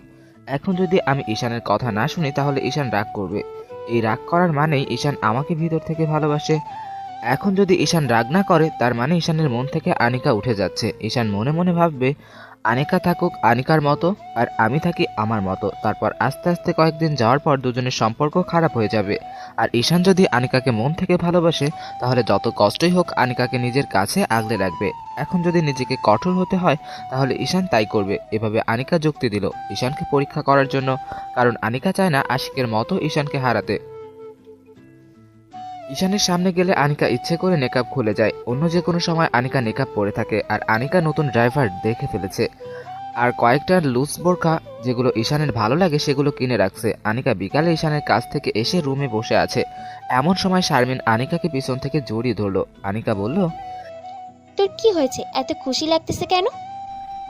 ফাহিম না আমাকে ভালোবাসে। তুই কেমন করে বুঝলি ফাহিম তোকে ভালোবাসে? তার কথাবার্তা, আচার আচরণ আর সবসময় আমাকে কেয়ার করে। ভালো, তাহলে বিয়ে দিয়ে দিই। দিয়ে দে, না করস কে? সত্যি? হুম। দাঁড়া, তোরে দেখাইছি মজা। এই বলে আনিকা জোরে জোরে মা মা বলে ডাকতে লাগলো। শারমিন আনিকার মুখে হাত দিয়ে ধরলো, বলল, আপু ডাকিস না, মাকে ডাকিস না। ওকে আর ডাকবো না, এখন মুখ ছাড়। শারমিন মুখ ছেড়ে দেয়। আনিকা আবার বলল, দোয়া কর আগে ঈশানের সাথে আমার বিয়ে হোক, তারপর তুই যাকে বলবি তার সাথে তোর বিয়ে দিব। সত্যি? হুম।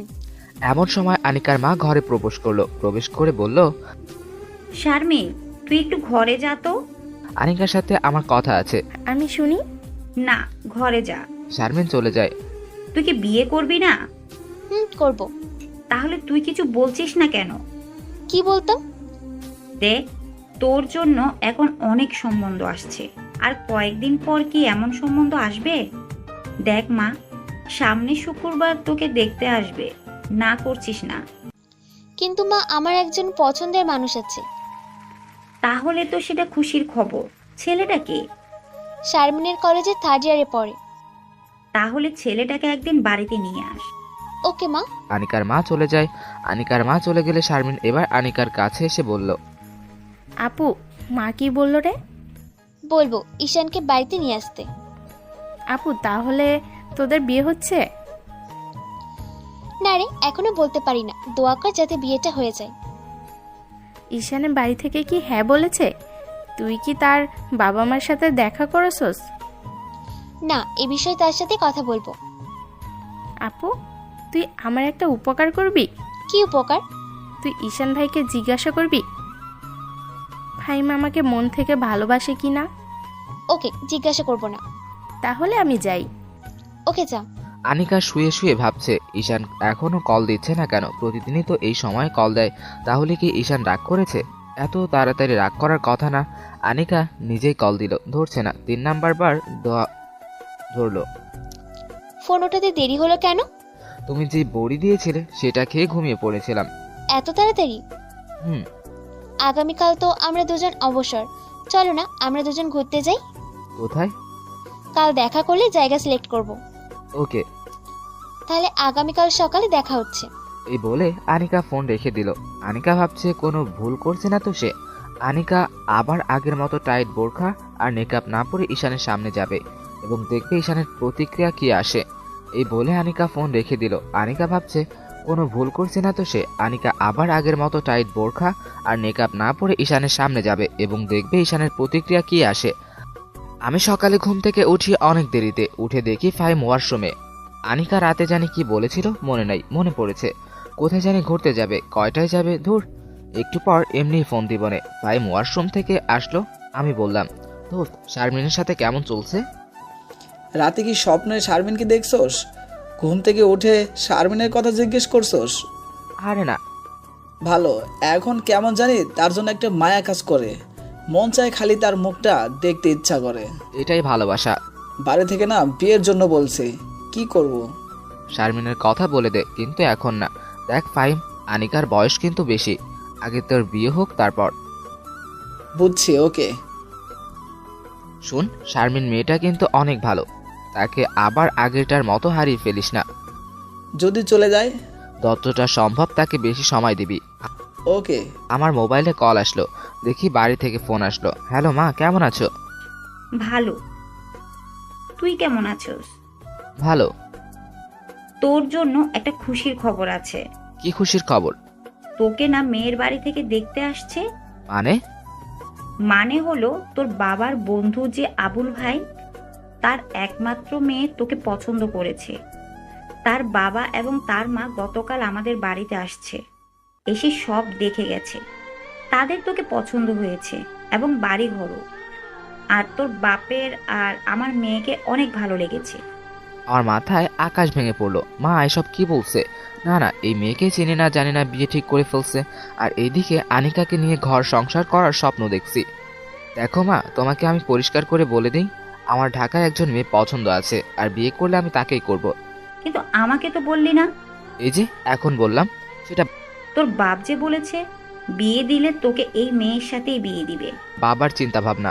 আর কিছুদিন পর আমি বললে তোমরা ঢাকা এসে মেয়েকে দেখে যাবে, বিয়ের তারিখ ঠিক করে যাও। তাহলে কি এই মেয়েকে না করে দিব?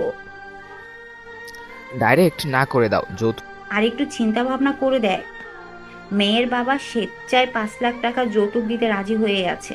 দুটোরূপ আমি বুঝি না, না করে দাও। এই বলে ফোন কেটে দিলাম। আমি ভাবছি অন্য চিন্তা, আগামীকালকে আনিকার ব্যবহার এরকম যদি প্রতিদিন হয় তাহলে হবে না, না হলে নাই। আনিকাকে ভালোবাসি, আনিকাকেই বিয়ে করব, দরকার হলে তাকে কিডন্যাপ করব। আমার এরকম রাগারাগি দেখে ফাহিম বলল, দোস্ত কি হয়েছে, কোনো সমস্যা? আরে বাড়ি থেকে আমার জন্য মেয়ে রেডি করে রাখছে, তাই আমি না করলাম। আনিকাকে যদি তোর বাড়ি থেকে পছন্দ না করে? সেটা সমস্যা নেই, বিয়ে করব আমি, ঘর সংসার করব আমি। মা বাবার পছন্দ না হলে আমি কি করব? ওকে দোস্ত। এমন সময় ফাহিমের মোবাইলে কে যেন ফোন দিল। ফাহিম কথা বলার জন্য বেলকনিতে যায়। আমি আনিকাকে কল দিলাম, কল রিসিভ করলো। কি করো, কোথায় আসবা? ওকে ওকে। ফোন রেখে রেডি হয়ে গেলাম। রেস্টুরেন্টে গিয়ে দেখি আনিকা এসে বসে রইলো। আনিকাকে দেখে আমার মেজাজ পুরো গরম হয়ে যায়। মুখে নাই মেকআপ, টাইট বোরখা। আমি টেবিলে বসলাম। এবার রাগ কন্ট্রোল করতে পারলাম না। এসবের মানে কি আনিকা? কি ঈশান? তুমি বুঝো না? তোমাকে না বললাম আমি মেকআপ পরতে ও লুজ বোরকা পরতে? ড্রাইভারকে তো চেঞ্জ করছো না। দেখো, তোমাকে ভোগ করার ইচ্ছা থাকলে তোমাকে কবেই ভোগ করে ফেলতাম। আমি চাই তোমাকে সারা জীবন আগলে রাখতে। তুমি কি কিছু বুঝো না? আমার এরকম ভাবে পড়তে ভালো লাগে। আর ড্রাইভারকে আমি বাদ দিতে পারবো, কারণ ড্রাইভার অনেক আগে থেকেই ড্রাইভারি করে। আমি আনিকার মুখ থেকে এরকম কথা শুনে অবাক হয়ে গেলাম। আনিকার চেহারায় কোনো ভাবান্তর নেই। মনে হচ্ছে আমি এরকম করব সেই জন্য প্রস্তুতি নিয়ে এসেছে। আমি আমার প্রিয় মানুষটা চাই না বিপর্দায় থাকুক। আচ্ছা, তুমি কি আমাকে ভালোবাসো? হুম। তাহলে আমার কথা মতো চলতে তোমার সমস্যা কি? দেখো, আমরা দুজন দুজনকে কিস করছি। আনিকা কিছু বলছে না। আমি মনে মনে বলছি মাপ চেয়ে ফেলো, তাইলেই তো সব ঝামেলা শেষ হয়ে যায়। কিন্তু আনিকা কিছু বলছে না। আমি আবার বললাম, তাহলে তুমি থাকো তোমার মতো আর আমি থাকি আমার মতো, এখানেই শেষ। এই বলে আমি চলে আসলাম। আনিকা পিছন থেকে একটা ডাকও দিল না। তাহলে কি এতদিন লোক দেখানো ছিল? কিন্তু আমাকে যে কিস করলো। আমি আনিকার কাজ কারবার কিছুই বুঝলাম না। কিন্তু সব তো শেষ। এখন কি করব আমি? কি করব আমি? তাকে ছাড়া থাকবো কিভাবে? আমি এটা কি করলাম? না না, ঠিক আছে, আমার কথা মতো না চললে এরকমই হবে। ধুর, কি করব? মাফ চাইবো কি? না, মাফ চাইবো না, হার মানবো না। সে কি আমাকে ভালোবাসে না? তাহলে এতদিন এসব কি ছিল? আমার অবাক লাগছে। এতদিন তো যেভাবে চলছে মনে হয়েছে সে আমাকে ছাড়া বাঁচবে না। এখন বাড়িতে কি বলবো? এসব ভাবতে ভাবতে বাসায় চলে আসি হেঁটে। অনেক কষ্টে দিনটা কাটালাম। সারাদিন অনিকা কল দিল না। আমি অনিকার কলের অপেক্ষায় বসে আছি। সে কল দিয়ে মাপ চাইলেও তো হয়ে যায়। এভাবে একটা সপ্তাহ চলে যায়। আমি কিছুই বুঝলাম না একটা সপ্তাহ আমার কিভাবে যে গেল সেটা একমাত্র আল্লাহই জানে। আমি আর আনিকাকে ছাড়া পারছি না, তাই ঠিক করলাম আনিকার চেম্বারে গিয়ে নিজেই মাপ চাইবো। সেদিন ছিল শনিবার। আমি কলেজে বিকালের দিকে কোচিং করিয়ে আনিকার চেম্বারের উদ্দেশ্যে রওনা দিলাম। এমন সময় কোথা থেকে জানি এক মেয়ে এসে আমার পথ আটকালো। মেকআপ ডাকা মুখ, লুজ বোরখা, মনে হচ্ছে পর্দাশীল কোনো মেয়ে। আমি বললাম, কে আপনি? আমার পথ ছাড়েন। আমি গলার স্বর শুনে চিনতে পারলাম আনিকা। তাহলে সে আমার কথা মতো চলছে। যাক, আমি হার মানলাম না, আনিকার হার মানলো। মনে মনে ইয়েস, আমি জিতে গেছি। আনিকার সাথে একটু মজা করা যাক। সরি, কে আপনি? আপনাকে চিনতে পারলাম না। আমি আনিকা। ওহ ডক্টর, আপনি কেমন আছেন? কি মনে করে? কি জানবো? সরি আনিকা, তুমি দেরি করে ফেলছো। আমার একটা গার্লফ্রেন্ড আছে। আনিকা রেখে গিয়ে আমার শার্টের কলার ধরে বলল, কোনটা তোর গার্লফ্রেন্ড দেখাম, তাকে এখানে আন। আমি বুঝতে পারলাম আনিকা অনেক রেগে গেছে। আমি দূরের একটা মেয়েকে দেখিয়ে দিয়ে বললাম, ওইটা আমার মিষ্টি সুইট গার্লফ্রেন্ড। তোর গার্লফ্রেন্ড দেখুক আমি তার বয়ফ্রেন্ডকে কি করি। এই বলে আনিকা তার মেকআপ নিচে নামিয়ে সোজা আমাকে লিপ কিস করে বসলো। আর আমি আর আনিকা 30 সেকেন্ড এভাবে ছিলাম। কলেজের সবাই আমাদের দিকে হা করে তাকিয়ে আছে, যেন কলেজের সবাই 30 সেকেন্ডের একটা লাইভ দেখলো। এটা কি করলে তুমি? সারা জীবনের জন্য তোকে আমার করে নিলাম। আমি তো সারা জীবন তোমারই ছিলাম। তাহলে আমি জানি। গত এক সপ্তাহে সব কি ছিল? তোমাকে পরীক্ষা করছিলাম আর তুমি সেই পরীক্ষায় পাশ করেছো। তাহলে এতদিন তোমার এগুলো সাজানো নাটক ছিল? হুম। কেন এরকম করলা? বললাম তো পরীক্ষা করছি। তোমরা পরীক্ষাও করো? তোমরা পারো বটে। অনেকদিন ধরেই তোমাকে জড়িয়ে ধরি না। এখন আমাকে জড়িয়ে ধরো। আমি অনিকাকে জড়িয়ে ধরলাম। অনিকা কেঁদে দেয়। কাঁদছো কেন? এটা সুখের কান্না। কেঁদো না। বলো, সারা জীবন আমাকে এভাবে বুকের ভিতর আগলে রাখবে? সারা জীবন তোমাকে এভাবে বুকের ভিতর আগলে রাখবো। আনিকা আস্তে আস্তে আমাকে ছেড়ে দেয়। চলো এখন তোমাকে আমার বাড়িতে নিয়ে যাব। আজ না, অন্যদিন। এখন তুমি আমার সাথে যাবা। ওকে। তারপর দুজন দুজনের হাত ধরে কলেজ থেকে বাইরে বেরিয়ে আসলাম। এসে দুজন একটা রিকশায় উঠলাম। রিক্সা গিয়ে তাদের বাড়ির সামনে নামলো। রিক্সায় যতক্ষণ ছিলাম অনিকা আমার হাত শক্ত করে ধরে রাখলো। আনিকা আমাকে বাড়িতে নিয়ে যায়, নিয়ে ড্রয়িং রুমে বসিয়ে বলল, তুমি বসো। না না, তুমি আমাকে ছেড়ে যেও না। তুমি বসো। ঈশান, এটা আমাদের বাসা, এখানে ভয় পাওয়ার কি আছে? তবুও তুমি আমার সাথে থাকো। ওকে। আনিকা জোরে শারমিন বলে ডাক দিল। শারমিন আমাকে নিচে দেখে এসে বলল, ঈশান ভাই, আপনি আপনি আমাদের বাসায়? বিশ্বাসই হচ্ছে না। বিশ্বাস হবেও না। তুই তোর ভাইয়ের সাথে থাক, তোর ভাই ভয় পাচ্ছে। আমি ড্রেস চেঞ্জ করে আসি। ভাই, আপনি না একটা ভীতু। তাহলে ফাহিম হলো ভিতর ডিম। ফাহিমকে বলেছেন কেন? সে তো অনেক সাহসী। সাহসী না, পুরোই আস্ত একটা ভীতু। ভালো হচ্ছে না কিন্তু ভাইয়া। ভীতু বললাম আমি আপনাকে, আর আপনি বললেন ফাহিমকে। তাহলে তুমিও ভীতু? না না না। তাহলে কে? আনিকা? আপনি ভীতু। মা এসে বলল, কে ভীতু? আন্টি ফাহিম। না না, আমি ভীতু। ফাহিম কে? কেউ না। আন্টি আসসালামু আলাইকুম, কেমন আছেন? আমি দাঁড়িয়ে বললাম, ওয়ালাইকুম আসসালাম। ভালো, তুমি কেমন আছো বাবা? ভালো। যা তো আনিকা, কে বললো ঈশানের জন্য খাবার নিয়ে আসতে? শারমিন চলে গেল। আনিকার মা বলল, বাবা শোনো, তোমাকে কিছু কথা বলি। আনিকাকে তুমি কন্ট্রোল রাখতে পারবা। এই মেয়ে কিন্তু অনেক জেদি। তোমাকে পেয়ে আমরা অনেক খুশি। আনিকাকে অনেক ছেলে দেখতে আসছে, কাউকে সে পছন্দ করেনি, অবশেষে তোমাকে সে পছন্দ করেছে। তোমাকে পেয়ে আমরা অনেক খুশি। থ্যাঙ্কস। এখন বলো, তোমার বাবা মাকে কবে নিয়ে আসবা? আনিকার সাথে কথা বলে নেই। ওকে, তোমার আঙ্কেল বাহিরে গেছে, তুমি কি করো? তোমার বাবা কি করে? ছোট একটা জুতার দোকানে চালায়, পড়ালেখা। তুমি তাকে এখন বিয়ে করতে চাচ্ছ? সেটা আনিকার উপর নির্ভর করছে। এখন সে যখন বলে, সে যদি এখন করবে তাহলে আমার সমস্যা নেই, আর যদি বলে আরো 2 বছর পর, সেটাও সমস্যা নেই। তোমার কথা আমার ভালো লাগলো। থ্যাঙ্কস। আনিকা খাবার নিয়ে আসলো। আনিকা নতুন কাপড় পরলো। সে যে কাপড় পরুক না কেন, আনিকাকে অনেক সুন্দরী দেখায়। আনিকা আমার সামনে খাবার দিল। আনিকার মা বলল, তাহলে তারা দুজন সিদ্ধান্ত নেয় কি করবি। ওকে, তুমি যাও। তোমাকে তো দারুণ সুন্দরী দেখাচ্ছে। সত্যি তোমার এই ড্রেস ভালো লাগছে। তুমি যেই ড্রেস পরো না কেন, তোমাকে আমার কাছে ভালো লাগে। থ্যাঙ্কস বলবো, শুধু বলবো আমি তোমাকে ভালোবাসি। আমি জানি। এখন বলো, মার সাথে তোমার কি কথা হয়েছে? বলছে তোমাকে এখন বিয়ে করব না, পরে। তুমি কি বলো? সেটা তোমার উপর নির্ভর করছে। দেখো, আমার এখন কোনো স্থায়ী উপার্জনের পথ নেই। সেটা হতে আরো কমপক্ষে 2 থেকে 3 বছর লাগবে। তুমি যদি চাও তাহলে 3 বছর পরে বিয়ে করতে আমার কোনো অসুবিধা নেই। সেটা এখন তোমার উপর। অনিকা কিছু বলছে না, মনে হচ্ছে ভাবনায় ডুবে আছে। কিছুক্ষণ পর বলল, আচ্ছা শোনো, তুমি আমাকে এই 2 মাসের ভিতর বিয়ে করবা। কিভাবে করবে জানি না। যদি বাড়ি থেকে রাজি না হয় তাহলে পালিয়ে বিয়ে করবা। সত্যি বলছো? তোমার কোনো কাজ করতে হবে না, তুমি শুধু আমার পাশে থাকবা। ওকে, এখন বলো কবে বাবা মাকে নিয়ে আসবো? আগামী সপ্তাহে নিয়ে আসো। ওকে, দেখা যাক। তাহলে আমি উঠি? আমার রুমটা দেখে যাও। না, আরেকদিন দেখবো। না না, এখন চলো। আনিকা আমার হাত ধরে টানতে টানতে নিয়ে গেল তার রুমে। আমি আনিকার রুম থেকে অবাক হয়ে যাই। আনিকা আমার হাত ধরে টানতে টানতে নিয়ে গেল তার রুমে। আমিও আনিকার রুম দেখে অবাক হয়ে যাই। রুম কি সুন্দর করে সাজানো, যেন এখানে কোনো রানী থাকে। তুমি তো আমার রানী। কিন্তু না, শারমিন এসে সব ফাঁস করে দিল। ভাই, অবাক হবেন না। আপনি আসবেন দেখে আপু রুম পরিষ্কার করছে। আপু যেভাবে থাকে আপনি দেখলে বমি করে দিবেন। ওয়াক তু বলে এক দৌড়। আমি আনিকার দিকে তাকালাম, আনিকা আমার দিকে তাকালো। আনিকা বলল, সারাদিন তো কাজে ব্যস্ত থাকি, তাই এত পরিষ্কার করতে পারি না। তুমি যে আমার জন্য এত কষ্ট করে রুম ঠিক করছো, এতেই আমি খুশি। থ্যাঙ্কস। ওকে, তাহলে আমি যাই।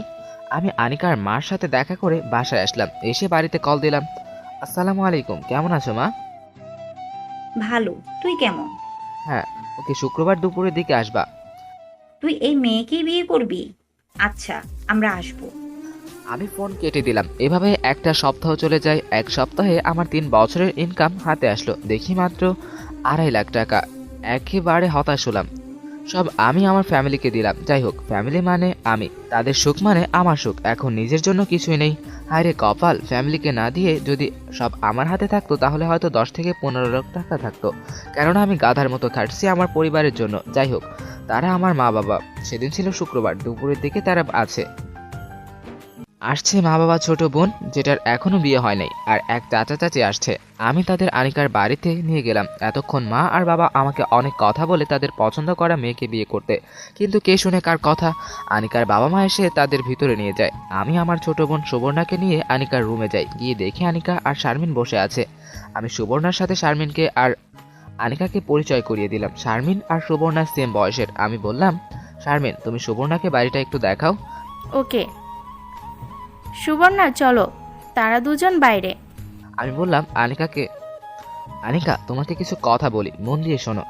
বলো, আমার কেমন জানি ভয় করছে। দেখো, আমি আমার মা বাবার পছন্দের মেয়েকে বিয়ে করছি না, তাই তারা তোমার অনেক দোষ ধরবে, বিশেষ করে তোমার বয়স বেশি সেই জন্য। কিন্তু তুমি ঘাবড়ে যাবে না, সবসময় আমি তোমার পাশে আছি। আমি আনিকার হাত ধরলাম। এই দুই হাত কোনোভাবেই ছিন্ন হবে না মৃত্যুর আগ পর্যন্ত। আমি জানি, কিন্তু এখন আমার ভয় করছে। যদি তোমার মা বাবা আমাকে পছন্দ না করে? পছন্দ করবে? মিথ্যা কথা বললাম। জানি আনিকাকে কেউ পছন্দ করবে না, কারণ তার বয়স বেশি। মিথ্যা কথা বলে তাকে সাহস দিলাম। তাই যেন হয়, তুমি কিন্তু আমার পাশে থাকবা। ওকে, তুমি রেডি হয়ে আসো, আমি যাই। আমি আমার ডিসিশন নিয়ে রাখছি। আমি নিচে এসে এক সোফায় বসলাম বাবার সাথে। একটু পর আনিকা আসলো। আনিকা এসে সবাইকে শরবত দিল, আমাকেই দিল। বাহ, মেয়ে তো দারুণ সুন্দরী। নাম কি তোমার মা? আন্টি আনিকা। আঙ্কেল, আমি ডক্টরি করি। ভালো। আচ্ছা মা, তোমার বয়স কত? আমি মনে মনে এই খাইছে 26? মেয়ের বয়স 26? মা বাবার দুজনের মুখের হাসি উবে গেল। তাদের মুখে ঘৃণার মতো ছড়িয়ে পড়লো। আমার দিকে রাগী লোক নিয়ে তাকালো। মা বাবা দুজনেই। মা বলল, ভালো, কিন্তু ঈশানের বয়স তো মাত্র 23। এখন এরকমই হয়ে থাকে। না, এরকম বয়স্ক মেয়ের সাথে আমার ছেলের বিয়ে দিব না। ঈশানের তো মেয়েকে পছন্দ। না, এরকম বয়স্ক মেয়ের সাথে আমার ছেলের বিয়ে দেবো না। তো কি হয়েছে? এই বিয়ে হবে না। ঈশানের মা, চলো তো। ঈশানের সাথে আমার কথা আছে। ঈশান দেখে যা। আমি মার সাথে একটু দূরে আসি। আসলে মা বলল, তুই কি পাগল হয়ে গেছো? পাগল হবে কেন, আমার তাকে পছন্দ হয়েছে। এরকম বয়স্ক মেয়েকে কেউ পছন্দ করে? কেউ না করলেও আমি করছি। এখন বিয়ের তারিখ ঠিক করো। আমি তোর বাপের উপর দিয়ে যেতে পারবো না। দেখ তোর বাপ কি বলে। তোর জন্য আমরা কি সুন্দরী মেয়ে পছন্দ করছি, আর তুই কিনা বয়স্ক বুড়া মেয়েকে পছন্দ করছিস? ছি। হ্যাঁ, আমি করছি। এখন বাপকে বলো বিয়ের তারিখ ঠিক করতে। দেখ তোর বাপে কি কয়, আমি কিছু জানি না। এসে দেখি বাবা উঠে চলে গেছে। আমি বুঝতে পারলাম আনিকা কান্না করছে। আমি আর মা বাইরে গিয়ে দেখি বাবা রেগে বসে আছে। আমি আর কিছু বললাম না। সুবর্ণা এতক্ষণে আসলো শারমিনের কাছ থেকে। বুঝলাম তাদের দুজনের বন্ধুত্ব হয়ে গেছে। সুবর্ণা বাবার মুখের দিকে আর কিছুই বলে না, চুপচাপ গাড়িতে গিয়ে বসে। কোনো কথা না বলে তারা চলে যায়। আমিও বাসায় চলে আসি। কি করব বুঝতে পারছি না। কোনো মতে রাতটা কাটলাম। সকালে মার কাছে ফোন দিলাম। বাবা কিছু বলছে? না, তোর সাথে কোনোভাবেই এই মেয়ের দিবে না। সমাজের লোকেরা কি বলবে? মা, আমি এখন বাচ্চা না। সমাজের মানুষ কি বলবে না বলবে সেটা দিয়ে আমি কি করব? বাবাকে পাশে আছে। আছে। লাউড স্পিকারে দাও। দিছি। বাবার যদি মন চায় ছেলের বউকে বরণ করে ঘরে তুলতে, তাহলে আমি এখন নাম্বার দিচ্ছি। এখনই ফোন করে বিয়ের তারিখ ঠিক করতে। আর যদি না করে তাহলে বিয়ে করে বাড়িতে আসলে কিছু যেন না বলতে পারে। আমি আবার আধ ঘন্টা পরে ফোন দিলাম মার কাছে। বাবা বলছে, বল। না, তুই যদি এই মেয়েকে বাড়িতে নিয়ে আসিস তাহলে তোকে মেরে হাত পা ভেঙে ফেলবো। ওকে, দেখা যাবে। এই বলে আমি ফোন রেখে দিলাম। আমি আমার সিদ্ধান্ত নিয়ে নিলাম, আগামী সপ্তাহে আমরা বিয়ে করব। ভাবলাম আনিকাকে বাড়িতে নিয়ে গেলে কেউ দেখতে পারবে না, মা বাবা দেখতে পারবে না, পাড়া প্রতিবেশীরাও তারা কথা বলবে। আনিকাকে সেখানে নিয়ে গেলে শুধুই কাঁদবে। তাই আমি ঠিক করলাম যে বাসায় থাকি সে বাসার উপরতলা ভাড়া নিব। যে টাকা আছে সেখান থেকে ফার্নিচার কিনবো। কোনো আয়োজন না করে বিয়ে করে ফেলবো। এটাই আমার পরিকল্পনা। আমি চলে গেলাম আনিকার বাড়িতে। আমি আনিকার রুমে গেলাম। গিয়ে দেখি বেচারি কেঁদে কেঁদে শেষ। আমি আসলে সাথে আমাকে জড়িয়ে ধরে বলে, তুমি আসছো? আমি তো ভাবছিলাম তুমিও চলে গেছো। তোমাকে ছাড়া আমি যেতে পারি? এখন কি করবা? আমার মাথায় একটা পরিকল্পনা আছে। আমি আনিকাকে আমার পরিকল্পনার কথা বললাম। আনিকার মুখ উজ্জ্বল হয়ে যায়। চলো বাসা দেখব। আনিকা রেডি হয়ে আমার সাথে বাসায় এসে বাসা দেখে। আনিকার পছন্দ হয়েছে। এখন আমি আস্তে আস্তে ফার্নিচার ওঠাতে থাকি। মোটামুটি একটা সংসারে যা লাগে সব উঠালাম। এমনইভাবে এক সপ্তাহ চলে গেল। দিনটি ছিল শুক্রবার। আমি রুমে আগে থেকে সাজিয়ে রাখি। আমি আর ফাহিম দুপুরের পরে তাদের বাড়ি যাই। গিয়ে ভালোভাবে আমাদের বিয়ে সম্পন্ন হয়। আনিকার মা বাবা দুজনেই কৃতজ্ঞতায় মাথা নুইয়ে পড়ে আমার প্রতি। তারা বলে তারা জীবনে আমার মতো ছেলে দেখে নাই।